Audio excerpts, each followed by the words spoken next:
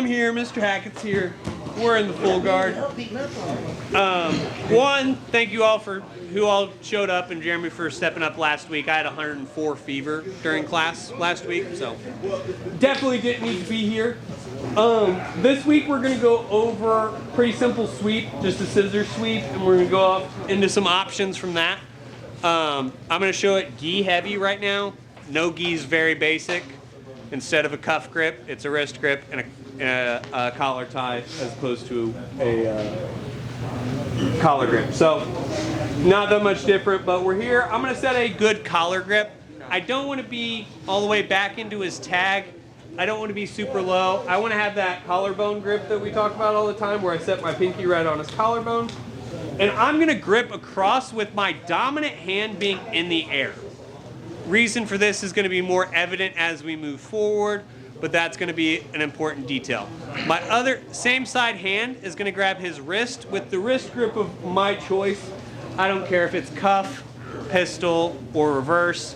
Grab a grip. I'm a simple cuff person just because it's quick to get a hold of most of the time, and for me speed's a little more important.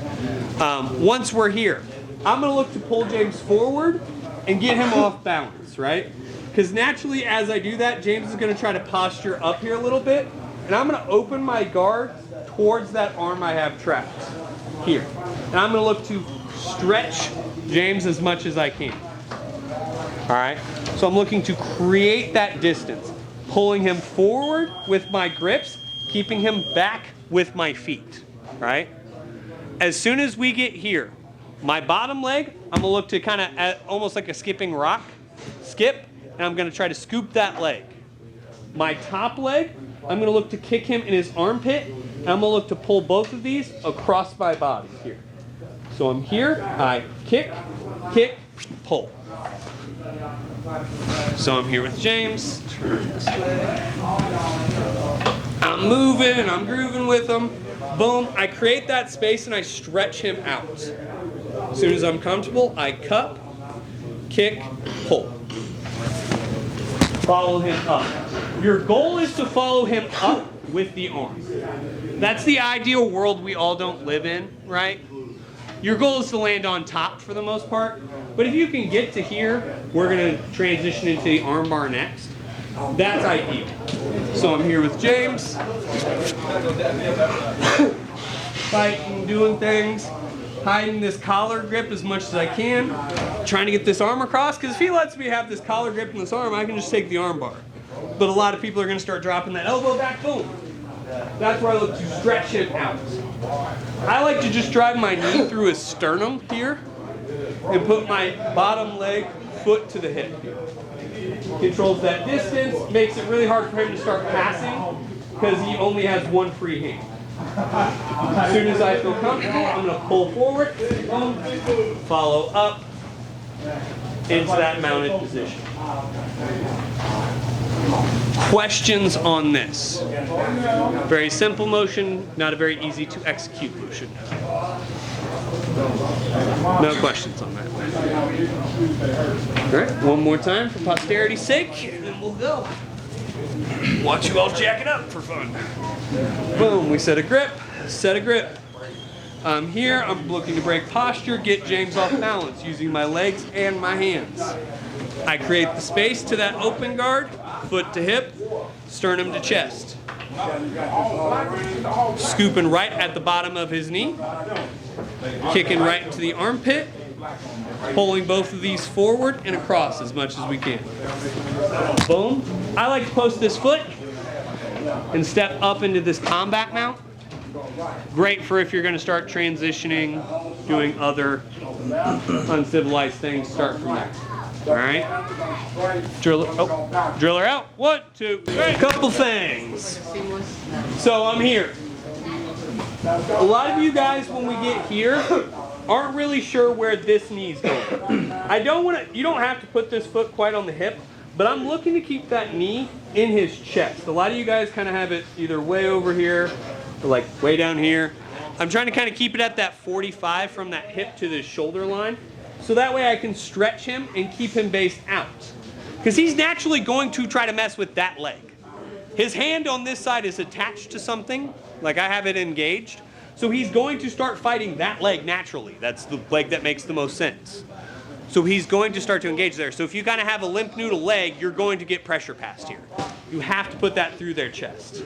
2, make sure you stretch them or at least start off balancing them. You don't have to just hold them at like a long stretch here, but you want to be off balancing to make that sweep easier. Does that make sense? A lot of you guys were trying to just kind of leave him stationary. And if James doesn't suck at jiu-jitsu and has a good base, even if James just stays in a good base here, it's going to be hard to get him going. So I have to stretch him to get him off balance there.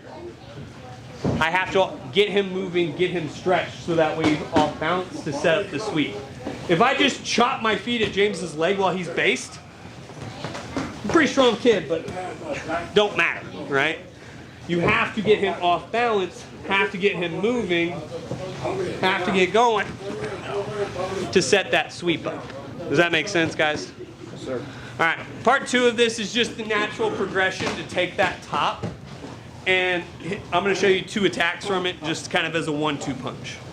So I'm here, I sweep, I come up. As you're coming up here, guys, I like to plant this top foot and take his collar across and his sleeve across. As I'm doing that, I kickstand him up using my leg here. So my knee comes right behind his back, and I have this sleeve. If James is smart, he's going to realize there's an armbar here, right? Great. We're going to do the obvious one first. You're here, you keep the sleeve, your hand goes from the collar to his elbow, grab your own wrist, windshield wiper your foot out, sit back, take the arm. Right? You all know how to hit that top side arm bar. So, but before you guys hit that, I want to show you guys just a simple choke from here. One of the reasons I like having that grip here is because sometimes you can just hit a very simple choke here. All we're going to do, pull his collar down, and I'm going to punch it to the mat. Once we're there, all I'm going to do is look to scoop his head and grab his wrist behind. So you already have the wrist. Drop your elbow behind his head. Punch down, pull here. Very simple pressure choke. 2 things it does. 1, it starts choking him really quickly, which is really sucky, but it also makes him forget that the arm's there. So what I'll do is I'll do this and start pressuring into a simple armbar. Being able to chain and disguise some of those attacks is the difference in between white and black belt. I promise you they don't slip a little book of magic tricks into my bag when you get your black belt. It's just how many things can you chain together and disguise well. All right? So we're here with James. Boom. I'm shaking, I'm moving, I'm trying to do cool stuff. Boom, I get James stretched. I don't like that. Boom. Here, post that foot, drag that collar across, kickstand him up. First, all you're gonna do, I like to just hit this really fast because it's violent, I'm a jerk, all those things. Boom, wrist comes out, finish the arm bar. Options galore from top, right? Turn the knuckles in. Yep, turn those knuckles down. I'm literally just punching down at that point. Questions on either of those 2 attacks? Like I said, you all know the arm bar, so I don't want to waste your time by just drilling that arm bar there. I want to give you a good 1-2 punch though. Questions? One more time. James's favorite. Boom, I'm here. Doing all sorts of cool stuff. I open that guard. Boom, sweep. Come up, kickstand. Here, turn those knuckles down. Elbow behind the head, and I'm trying to pull start here. Once that's there, boom, come back to the Kimura trap. Finish the arm bar. Beat up your friends. On 3. 1, 2, 3. So now I'm here with James, and we unfortunately have to assume James doesn't suck at jiu-jitsu, right? So I get here, I get my grips, I get to where I'm going, and James was like, hey, he's gonna scissor sweep me, right? Like, that's a very common move. So he's gonna wait And as I go to do this, he's gonna just hop my foot. It's a very common defense. Boom. I really appreciate that. All we're gonna do, set your bottom hook. Pull his hand forward, snap his collar. Pop.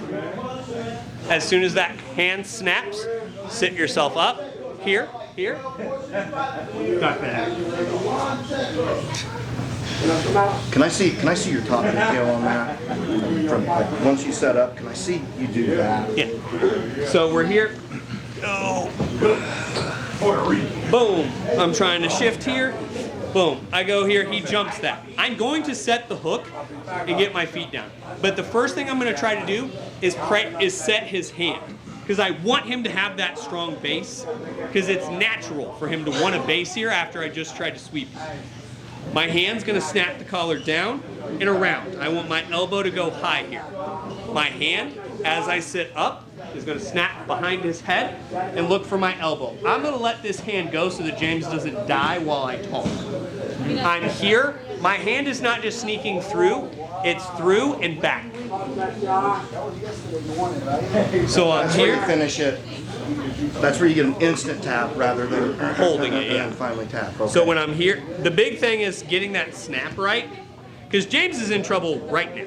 Like if I just held this long enough, James is going to run out of shit eventually. It's getting that snap right and getting that elbow high. Once we're here, it's just a matter of time at that point.